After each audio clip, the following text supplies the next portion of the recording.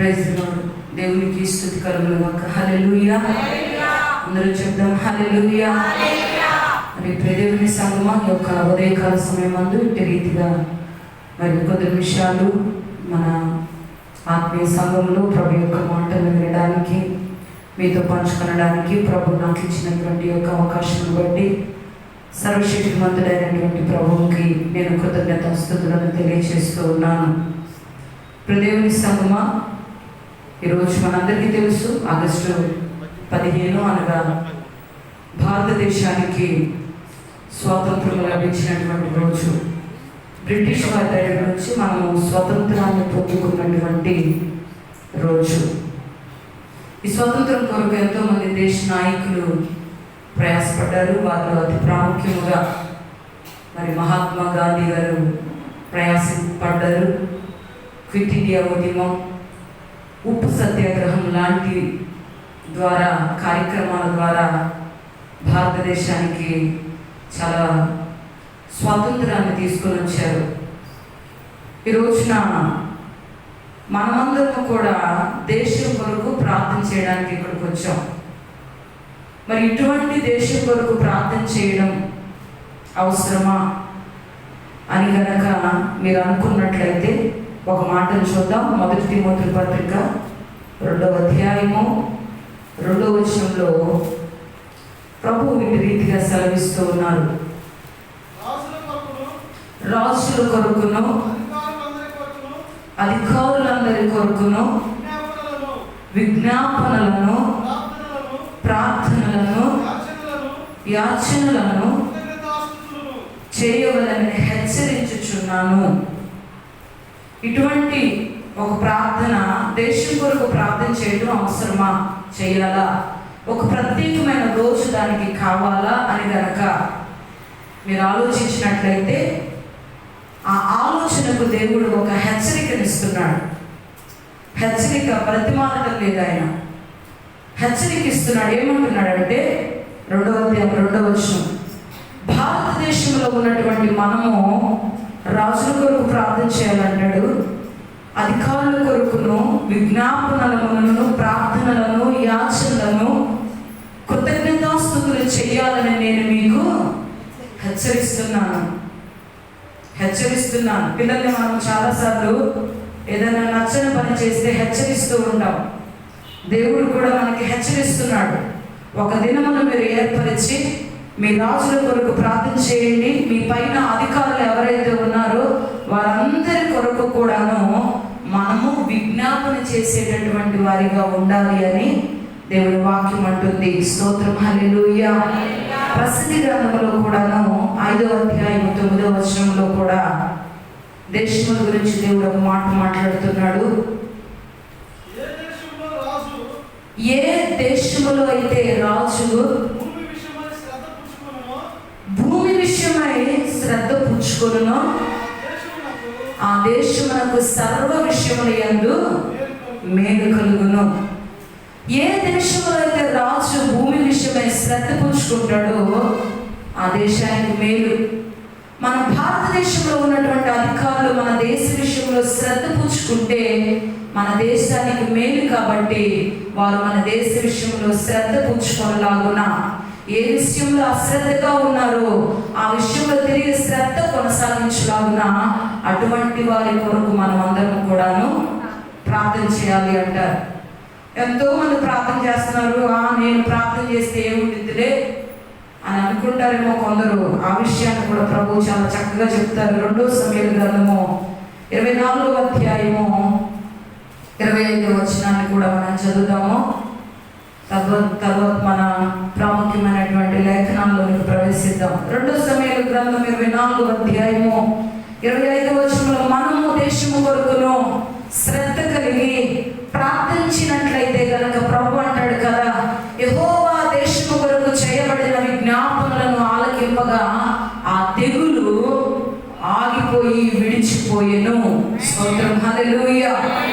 ఈ రోజున దేశము కొరకు ఒక ప్రత్యేకమైన ప్రార్థన అవసరమా, అధికారుల కొరకు ప్రార్థన చేయడం అవసరమా అని మనం అనుకున్నట్లయితే కనుక దేవుడు ఖచ్చితంగా ప్రతి క్రైస్తవ విశ్వాసిని కూడా హెచ్చరిస్తూ ఉన్నాడు. హెచ్చరిస్తున్నాడు ఆయన బ్రతిమాలట్లేదు. నువ్వు ఖచ్చితంగా దేశం కొరకు ప్రార్థన చేయాలి, నీ దేశంలో ఉన్న రాజుల కొరకు ప్రార్థన చేయాలి, నీ దేశంలో ఉన్నటువంటి అధికారుల కొరకు నువ్వు ప్రార్థన చేయాలి. నీ దేశంలో పైన ఎవరైతే ఉన్నారో వారు శ్రద్ధగా నీ దేశంలో ఉన్న భూమి విషయంలో పరిపాలన చేసినట్లయితే ఏ తెగులైతే భూమి మీద ఏలుబడి చేస్తా ఉందో మనం చేసిన ప్రార్థన ద్వారా ఆ తెగులను దేవుడు లయపరుస్తాడు. స్తోత్రం. హల్లెలూయా, హల్లెలూయా. విశ్వాస యొక్క ప్రార్థన సేవకుని చుట్టూ కంచిగా వేయబడి ఆయన ఎక్కడికైతే అక్కడ క్షేమం అన్నట్టే మనం అందరం చేసే ప్రార్థన మన దేశం చుట్టూ మన నాయకుల చుట్టూ కూడా దేవుడు కంచిగా ఉంచి మన దేశానికే మేలు చేస్తాడంట.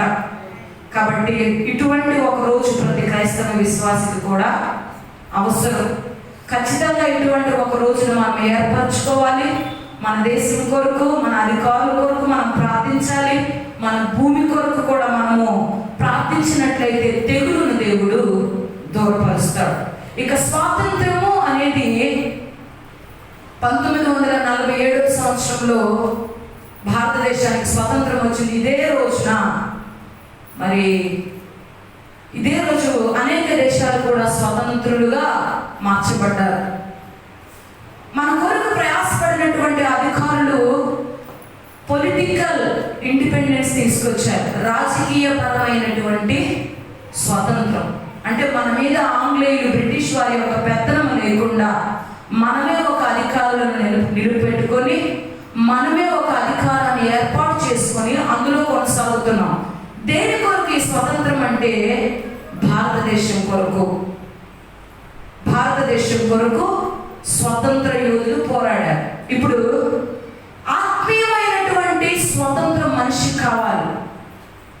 ఈ భారతదేశంలో పోరాడినటువంటి స్వతంత్రంలో మహా అయితే మనిషి కీర్తన గ్రంథంలో దావీదు చెప్పినట్టు ఒక 60 ఏళ్ళు అధిక బలం ఉంటే 70 ఏళ్ళు 80 ఏళ్ళు ఆయాసంతో బ్రతుకుతారు. కానీ మనిషికి ఆత్మపరమైనటువంటి స్వతంత్రం కావాలి. మన కొరకు దేశ యోధులు స్వతంత్రం కొరకు పోరాడినట్టు ఈరోజు నువ్వు కూడా నేను కూడా పోరాడాలి. దేశం కొరకు కాదు, కానీ ఆత్మీయమైనటువంటి స్వతంత్రము మన గమ్యము స్థిరస్థానమైనటువంటి పరలోక రాజ్యం కొరకు మనము పోరాడాలి. స్తోత్రం. హల్లెలూయా, హల్లెలూయా, హల్లెలూయా. దేవుని సంగమా, లౌకికపరమైనటువంటి పొలిటికల్ ఇండిపెండెన్స్ కొరకు నాయకులు ప్రయాసపడినట్లుగా మనిషికి ఆత్మ సంబంధమైనటువంటి స్వతంత్రం కావాలి. ఆత్మ సంబంధమైన స్వతంత్రాన్ని పొందుకుంటేనే మాత్రమే మన గమ్యస్థానమైన పరలోక రాజ్యంలో రేపు 1000 సంవత్సరాల పరిపాలనలో మనము ఉంటాం. ఈ భూమి మీద 60 ఏళ్ళు ఉంటాం. తర్వాత మన ఆత్మీయులతో కలిసి 1000 ఏళ్ల పరిపాలనలో మనందరం కలిసి దేవాది దేవుని దేవదూతలతో కలిసి స్తుతించే ఒక రోజు ఉంది. ఆ రోజు వరకు ఈ భూమి మీద మనం పోరాడాలి. దేనితో పోరాడాలి? దేని మీద యుద్ధం చేయాలి? వాళ్ళు క్విట్ ఇండియా ఉప్పు సత్యాగ్రహం చేసినట్లు మనం కూడా దేని కొరకు ఏ ఏ విషయాల్లో అటువంటి సత్యాగ్రహాలు చేయాలి అనే విషయాన్ని మూడు మాటలు ఈరోజు మనం చూద్దాం. వాస్తవానికి దేవుడు నేను నీతిమంతుల కొరకు రాలేదు కానీ పాపుల కొరకు వచ్చానన్నాడు. అపవాది చేతిలో బానిసలుగా ఉన్నటువంటి మనలను ప్రభువు స్వతంత్రులుగా చేసేసాడు, స్వతంత్రులుగా చేశాడు. అయినను స్వతంత్రించబడినటువంటి మనలను, విమోచించబడినటువంటి మనలను, విడుదల చేయబడినటువంటి మనలను సాతానుగాడు ఇంకా బానిసలుగా మారుస్తానే ఉన్నాడు. వాక్యంలో ఒక మాట ఉంది, ఏర్పరచబడిన వారిని సైతం సాతాను వాడికి ఎవరనేది లెక్కలేదు. వాడు బిషప్స్ అయినా, పోపులైనా, సేవకులైనా, విశ్వాసులైనా, పెత్తనందారులైనా, ఏ వ్యక్తి అయినా పర్వాలేదు. కానీ దుష్టుని యొక్క ఫోకస్ అంతా కూడా ఏర్పరచబడిన వారిని సహితము పడద్రోయడానికి సాతాను చేతిలో చిక్కబడిన మనలను ఆల్రెడీ ప్రభు తన రక్తం ఇచ్చి, ఆల్రెడీ ప్రభు తన రక్తాన్ని క్రయధనముగా ప్రాణమిచ్చి మరి మనల్ని రక్షించుకుంటే అయినను సాతాను వాడు దాసులుగానే లాక్కుని వెళ్ళిపోతూ ఉన్నాడు. ఆ మాట గలతీయులకు రాసిన పత్రిక 2వ అధ్యాయం 4వ వచనంలో ఉంది. చాలా స్పష్టంగా ప్రభు ఆ మాటను అక్కడ రాస్తూ ఉన్నాడు. చదువుదాం ఆ మాటను కూడా ఒకసారి. గలతీయులకు రాసిన పత్రిక 2వ అధ్యాయం 4వ వచనంలో, మనలను దాసులుగా చేసుకొనవలెనని క్రీస్తు యేసయ్య వలన మనకు కలిగిన స్వతంత్రములను వేగు చూచుటకు రహస్యముగా తేబడి దొంగతనంగా ప్రవేశించిన కపట సహోదరుల వలన జరిగింది. మన స్వతంత్రాన్ని సాతానుడు ఏం చేస్తున్నాడంటే దొంగలిస్తున్నాడట. ఏం చేస్తున్నాడు వాడు? దొంగలిస్తున్నాడు. మనము విమోచించబడ్డ, స్వతంత్రించబడ్డ, మనము విడుదల చేయబడ్డ క్రీస్తు రక్తం ద్వారా. అయితే సాతాను మరలా మరలా మరలా మనల్ని బానిసత్వంలోనికి తీసుకొని పోతూనే ఉన్నాడు. ఆదివారం చాలా శ్రద్ధగా వాక్యం వినినటువంటి వారు సోమవారం ఆ వాక్యంలో నిలబడలేరు. ఎవరిస్తున్న ఒక వారం వచ్చి ఆరాధనలో ఏకీపిస్తారు, 2వ వారం రాలేడు. తల్లిదండ్రులు ఎంత బ్రతిమాలినా, సేవకులు ఎంత బ్రతిమాలినా కూడా రావడానికి మనసు అంగీకరించదు. కారణం ఏంటంటే సాతానుడు వారి హృదయాలను బానిసత్వంలోనికి తీసుకొని వెళుతూ ఉన్నాడు. ఒకటి గుర్తుంచుకోండి, ప్రభు యొక్క మొదటి రాకడ అయిపోయింది, 2వ రాకడ ఉంది. మొదటి రాకడలో నేను నీతిమంతుల కొరకు రాలేదు, పాపుల కొరకు వచ్చాను అన్నాడు. కానీ 2వ రాకడలో నేను అనీతిమంతుల కొరకు కాదు, నీతిమంతుల కొరకే వస్తాను. ప్రభు 2వ రాకడ ఉంది. ఆ 2వ రాకడలో ఎత్తబడేది పరిశుద్ధులే, నీతిమంతులే, దివిటీలను వెలిగించుకొని సిద్ధపడిన వారు మాత్రమే పడతారు తప్ప ప్రభు నేను పాపిని, నన్ను క్షమించనే వాళ్ళు కాదు.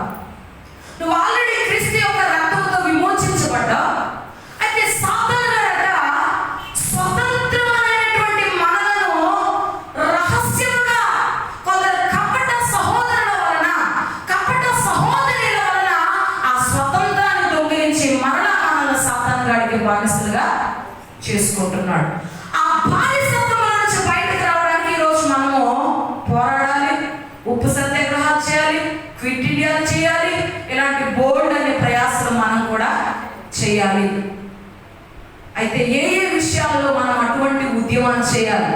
తిరిగి స్వతంత్రులు అవ్వాలి అంటే, ప్రభు రాజ్యానికి వారసులు కావాలంటే 3 విషయాలను ఈరోజు నేను మీ ఎదుట జ్ఞాపకం తీసుకొస్తాను. యోహాను సువార్త 8వ అధ్యాయము 32వ వచనాన్ని జ్ఞాపకం చేసుకుందాం.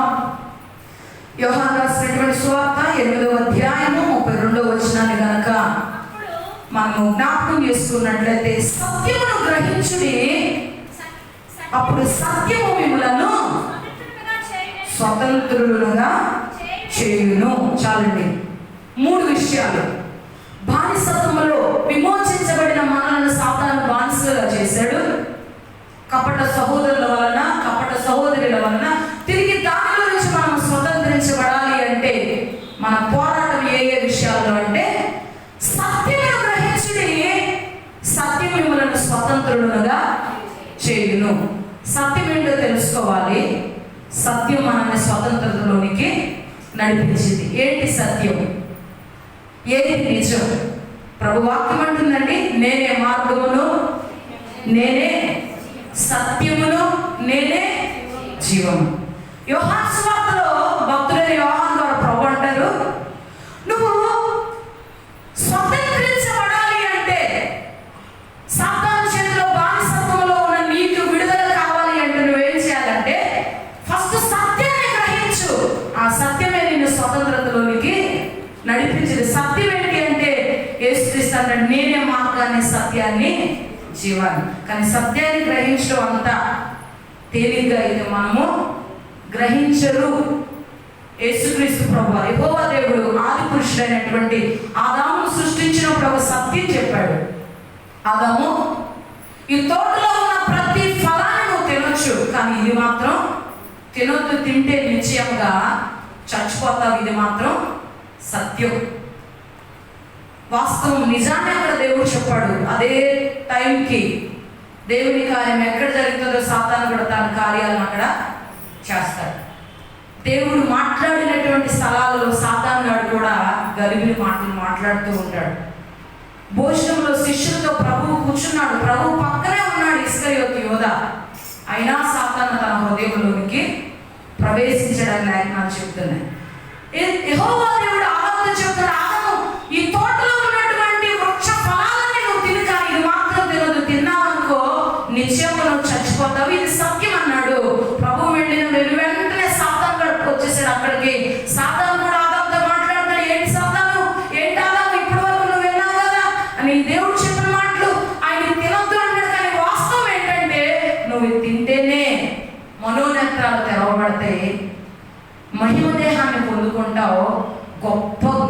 శక్తివంతులుగా నువ్వు మారిపోతావు. సాతాను అసత్యాన్ని తీసుకొచ్చాడు. సత్యము అసత్యము ఆదాము ముందు ఉంది.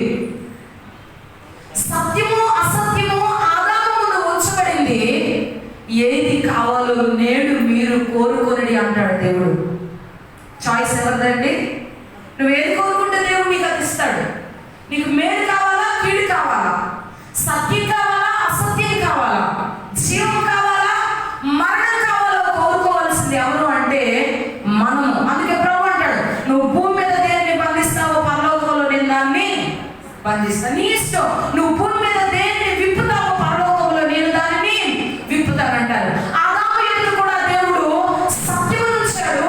ఆదాము ఎదుట సాతాను గారు అసత్యం ఉంచాడు. ఆదాము నీకు సత్యము కావాలా, అసత్యము కావాలో కోరుకోమని అక్కడ ఉంచినప్పుడు ఆదాము కన్నుల ఎదుట ఉంచబడిన సత్యాన్ని గ్రహించలేని స్థితిలో అసత్యాన్ని కోరుకున్నాడు.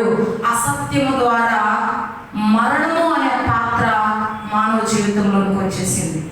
దేవుడు ఆదామును సృష్టించినప్పుడు ఆయుష్కాలాన్ని సృష్టించలా. ఆదామును సృష్టించినప్పుడు ఆయుష్కాలాన్ని సృష్టించలా. సంతోషంగా తినండి, ఆనందించండి, హ్యాపీగా ఉండండి అన్నాడే కానీ నువ్వు ఎన్నాళ్ళు బ్రతుకుతావు అలా. ఎప్పుడైతే అసత్యంలోనికి వాళ్ళు వెళ్ళిపోయారో మనిషిలోనికి మరణము అనేది వచ్చింది. దేవుడు ఆయుష్కాలాన్ని డిసైడ్ చేశాడు. స్తోత్రం. హల్లెలూయా, హల్లెలూయా. ఈరోజు ఆత్మ సంబంధమైనటువంటి స్వతంత్రం మనకు కావాలి. ఆ స్వతంత్రం ఉంటేనే నువ్వు 1000 ఏళ్ల పరిపాలనలోకి వెళ్తావు. ఆ స్వతంత్రం ఉంటేనే దేవుడు నీ కొరకు నిర్మించిన ఇంటిలో నువ్వు ఉంటావు. ఆ స్వతంత్రం ఉంటేనే క్రీస్తుతో కూడా మనము జీవిస్తాము. ఆ స్వతంత్రము కావాలి అంటే నువ్వు పోరాడాలి. ఏ విషయంలో అంటే సత్యమును గ్రహించండి. సత్యం మిమ్మలను స్వతంత్రులుగా చేసింది. స్వతంత్రం అంటే విడుదల, స్వతంత్రం అంటే విమోచన. ఈ విడుదల విమోచన మన ఆత్మీయ జీవితానికి కావాలి అంటే సత్యాన్ని మనం గ్రహించాలి. ఆ సత్యం ఎవరు అంటే యేసుక్రీస్తు సత్యము. ఆ యేసుక్రీస్తు సత్యములో నువ్వు నడిచినప్పుడు నీకు విమోచన, విడుదల.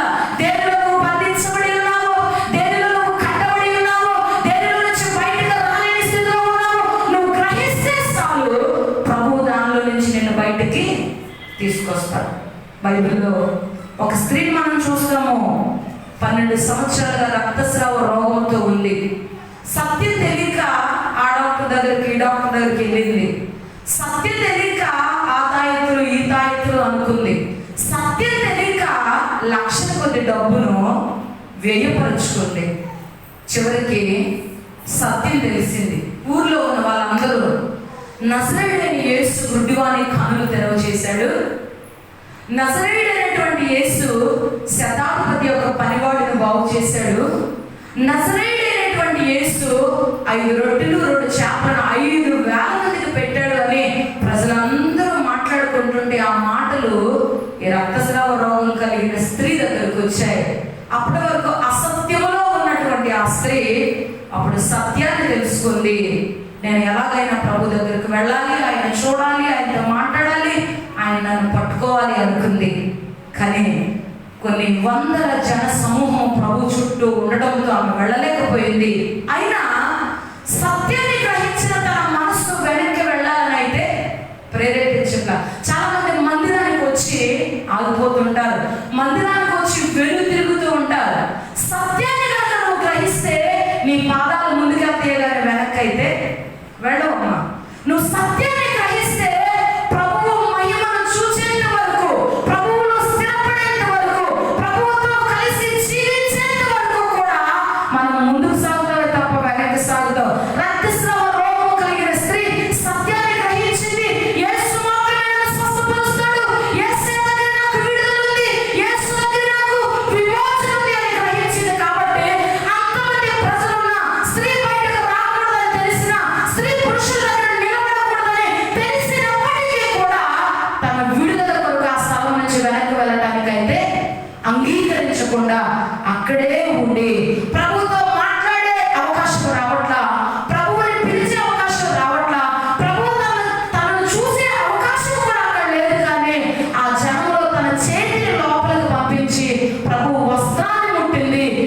వెంటనే తన జీవితంలో గొప్ప స్వతంత్రం కలిగింది. స్తోత్రం, హల్లెలూయా.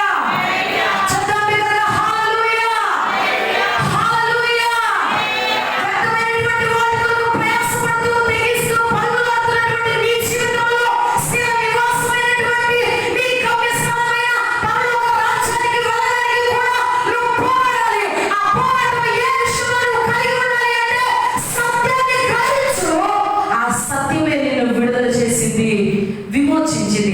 అసత్యాన్ని నమ్మి అసత్య బోధన వైపు వెళ్ళి అసత్యమైన మనుషుల దగ్గర అసత్యమైన మాట దగ్గర కూర్చుని నాకు నెమ్మది లేదు, నాకు విడుదల లేదు, నాకు సమాధానం రాదు అంటే పొప్పుని ఫిడేమస్ వలె నీ జీవితంలో ఎప్పటికీ సమాధానం అనేది రాదు. కొన్ని జీవితాలు భ్రష్టులు అవడానికే పడతాయి. మార్పు అనేది వాళ్ళలో మనం చూడలేము.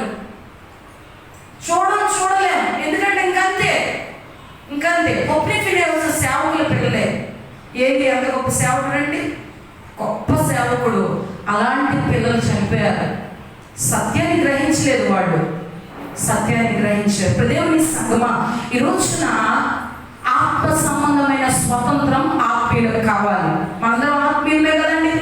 మేము విశ్వాసం అండి. పలానా మోదీస్ గారి యొక్క విశ్వాసం, పలానా పాస్టర్ రాజరత్నం గారి యొక్క విశ్వాసం మన ఆత్మీయులం.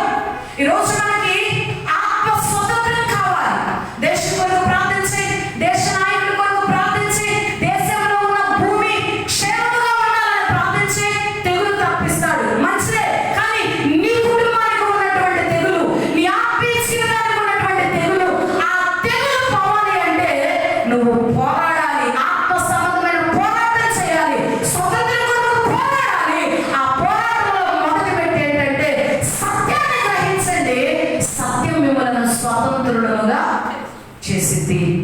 సత్యమేంటో తెలుసుకొని నేనే మార్గమును, నేనే జీవమును, నేనే సత్యం అంటాడు ఆయన. ఆ సత్యాన్ని గ్రహిస్తే, ఆ సత్యదేవునితో నడిస్తే, ఆ సత్యదేవునితో సహవాసం చేస్తే నువ్వు విడుదల, విమోచించబడతావు. స్తోత్రం, హల్లెలూయా.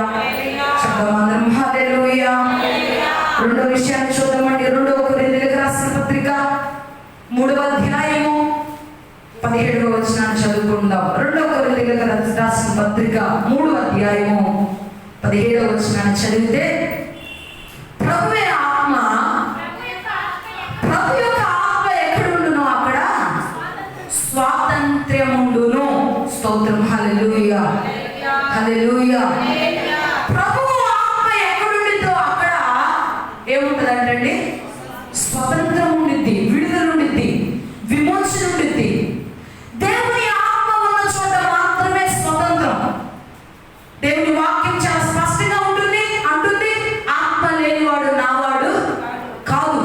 నీతో దేవుని ఆత్మ ఉంటే నువ్వు స్వతంత్రుడవే, స్వతంత్రురాలివే. సౌలును మనం చాలాసార్లు విన్నాం. సౌలు క్రైస్తవుల జీవితాలలో, క్రైస్తవ సంఘాలలో చాలా వ్యతిరేకతను కనుపరిచినటువంటి వ్యక్తి. ఒక రోజున తన బెటాలియన్ తీసుకొని, తన పనివారిని, తన వెనుకున్న సైన్యాన్ని తీసుకొని దమస్కు మార్గంలో వెళుతున్నప్పుడు దేవుని ఆత్మ సౌలుతో మాట్లాడుతుంది. ముమ్మారు పిలుస్తుంది, సౌలా, సౌలా, సౌలా అంటుంది. సౌలు అన్నాడు, ఎవరు నువ్వు అని. ప్రభు అన్నాడు, నువ్వు హింసించుచున్న నజరేయుడైన యేసుని. అప్పుడు సౌలు అంటున్నాడు, నేను నిన్ను ఎక్కడ హింసించా, నేను నిన్ను ఎక్కడ కొట్టా, ఏ ప్రాంతంలో కొట్టా, అసలు ఎవరు నువ్వు అని చెప్తుంటే ప్రభు చెప్తున్నాడండి, దేవుని ఆత్మ మాట్లాడుతుంది.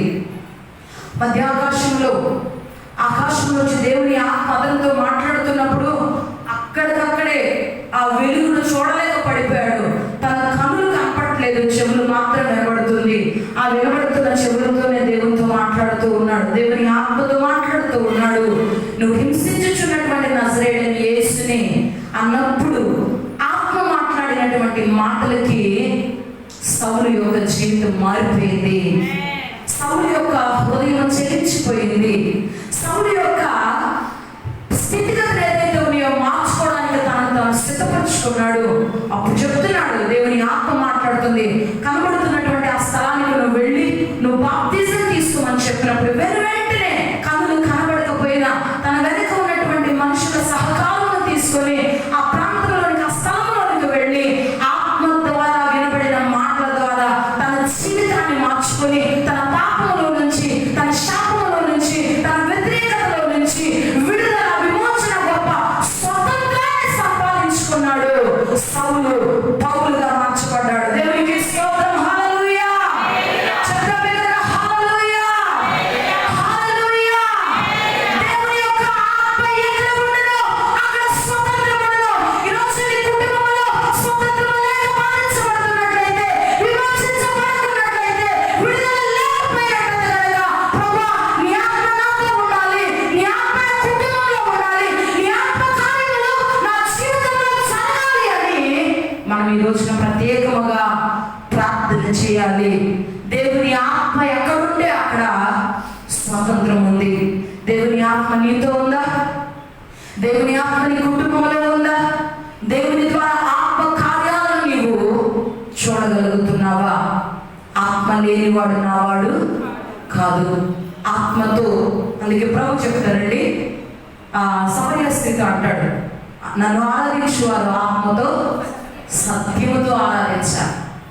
ఆత్మతో ఆరాధించాలి, సత్యముతో ఆరాధించాలి. దేవుడి ఆత్మ, ఆ ఆత్మను మనం పొందుకోవాలి. దేవుడిని మనం పొందుకోవాలి. దేవుడిని మనం కలిగి ఉండాలి. దేవుడితో కలిసి సహవాసం చేయాలంటాడు. స్తోత్రం. హల్లెలూయా, హల్లెలూయా.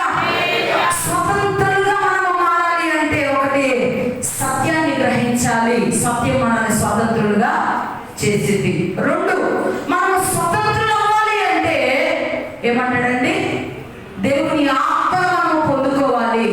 ఆ దేవుని ఆత్మే మనలను స్వతంత్రంలోకి నడిపించింది. ఉద్రేకపరిచే ఆత్మలొద్దు మనకి, భ్రమపరిచేటటువంటి ఆత్మలొద్దు మనకి, దాస్యపు ఆత్మలు కూడా మనము కలిగి ఉండకూడదు. కానీ దేవుని ఆత్మను మాత్రమే మనము కలిగి ఉండాలి. కొందరు ఉద్రేకంగా బాప్తిజాలు తీసుకుంటారు, ఉద్రేకపూరితమైన ఆత్మీయ జీవితాన్ని కలిగి ఉంటారు. కొద్ది రోజులు వస్తే కొద్ది రోజులు రాలేదు. దాన్ని ఏమంటారంటే భ్రమపరచు ఆత్మలను కలిగి ఉన్నారు, ఉద్రేకపరిచేటటువంటి ఆత్మలను కలిగి ఉన్నారు. చాలా సందర్భాల్లో మనము ఇతరులను చూసి మన ఆత్మీయ జీవితాన్ని కట్టుకోవాలనుకుంటాం. ఆమె కన్నా నేను బెటరే, ఆయన కన్నా నేను బెటరే, ఆమె కన్నా బాగా ప్రార్థన చేస్తున్నా. ఆత్మీయ జీవితంలో మనుషుల్ని పోల్చుకోవద్దు, దేవుడితో పోల్చుకోండి.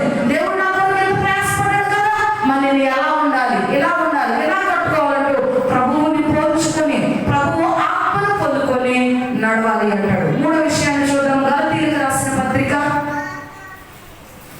గలతీయులకు రాసినటువంటి పత్రిక 5వ అధ్యాయము 21వ వచనాన్ని చదువుకుందాం. 5వ అధ్యాయం 21వ వచనం. అక్కడ కూడా స్వతంత్రం కూర్చున్నటువంటి మాట రాయబడుతుంది. శరీర కార్యములు స్పష్టమైన వేరునగా చారత్వము, అపవిత్రత, కాముకత్వము, విగ్రహారాధన, అభిచారము, ద్వేషములు, కలహములు, మత్సరములు, క్రోధములు, కక్షలు, భేదములు, విమతములు, అసూయలు, మద్దతులు, అల్లరితో కూడిన ఆటపాటలు మొదలైనవి, వీటిని గురించి నేను మునుపు చెప్పిన ప్రకారము ఇటు వాటిని చేయువారు దేవుని రాజ్యమును స్వతంత్రించుకోవాలని మీతో స్పష్టముగా చెప్పుచున్నాను. సత్యం మనల్ని స్వతంత్రులుగా చేసింది. దేవుని ఆత్మ మనల్ని స్వతంత్రులుగా చేసింది. మూడవది, మనం స్వతంత్రులు కావాలి అంటే శరీర కార్యములను మనము విడిచిపెట్టుకోవాలి. స్వతంత్రం అవ్వాలంటే శరీర కార్యాలను స్పష్టంగా గలతీ పత్రిక 5వ అధ్యాయము 19వ వచనం నుంచి అంటాడు కదా.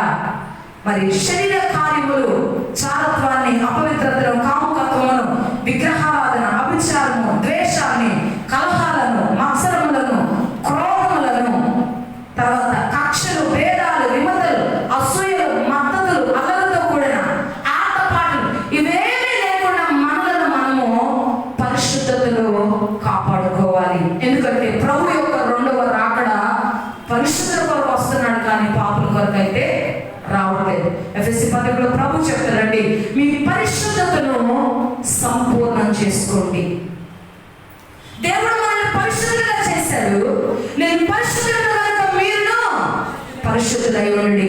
ఆయన మనలో నింపిన పరిశుద్ధతను మనము సంపూర్ణం చేసుకొని మన దివిటీలు వెలిగించుకొని ప్రభు రాకడ కొరకు సిద్ధపడి ఉండడమే మీ మిగిలినటువంటి పని. కాబట్టి ఇప్పుడు దేవుని సంగమా, ఈరోజు మనం దేశం కొరకు ప్రార్థన చేయడానికి వచ్చాం, దేశ నాయకుల కొరకు ప్రార్థన చేయడానికి వచ్చాం, మన దేశానికి ఉన్నటువంటి తెగులు ప్రభు దూరపరచాలని ప్రార్థన చేయడానికి వచ్చాం. ఈ సందర్భముగా ఆత్మ సంబంధమైన స్వతంత్రం ఉంటేనే పరలోక రాజ్యానికి మనం వెళ్తాం. 1000 సంవత్సరాల పరిపాలనలో ప్రభువుతో కూడా మనం జీవిస్తాం. ఆ స్వతంత్రాన్ని మనం సంపాదించుకోవాలి అంటే సత్యాన్ని గ్రహించాలి. రెండవదిగా దేవుని ఆత్మ మనతో ఉంటే మనం స్వతంత్రం అవుతాం. మూడవదిగా శరీర కార్యాలను మనం విడిచిపెట్టగలిగితే, శరీర కార్యాలకు మనం దూరంగా ఉంటే, సాతానుడు చూపిస్తున్నటువంటి లోక ఆశను మనము కాదనుకుంటే, వద్దనుకుంటే కనుక మనము స్వతంత్రమే, మనము విడిపించబడిన వారమే, మనము విమోచించబడినటువంటి వారమే. ఎందుకంటే ప్రభు తన రక్తమిచ్చి మనల్ని విమోచించాడు కాబట్టి అందులో మనం స్థిరంగా ఉందాం. ప్రభు తన ప్రాణమిచ్చి మనల్ని కొన్నాడు కాబట్టి ప్రభువులో స్థిరపడదాం. ప్రభు మనల్ని వెలపెట్టి కొన్నాడు, తన చాచిన చేతులతో మనల్ని పిలుస్తున్నాడు కాబట్టి ఆయన చేతుల హస్తపు నీడలో మనం భద్రంగా ఉంటూ ముందుకు కొనసాగినట్లయితే మనం స్వతంత్రులమే. దేవుని సంగమా, అటువంటి స్వతంత్రతతో మన కుటుంబాలు ఆశీర్వదించబడునుగాక. ఎటువంటి సాతాను యొక్క ప్రయత్నాలు మన కుటుంబాల మీద ఏలుబడి చేయకుండునుగాక. ప్రతి విషయంలో విమోచన ద్వారా మనము క్రీస్తు యొక్క మార్గములో నడిపించబడుదుముగాక. ప్రభు మాటలను మన వినికిడిలో దీవించి ఆశీర్వదించునుగాక. ఆమేన్.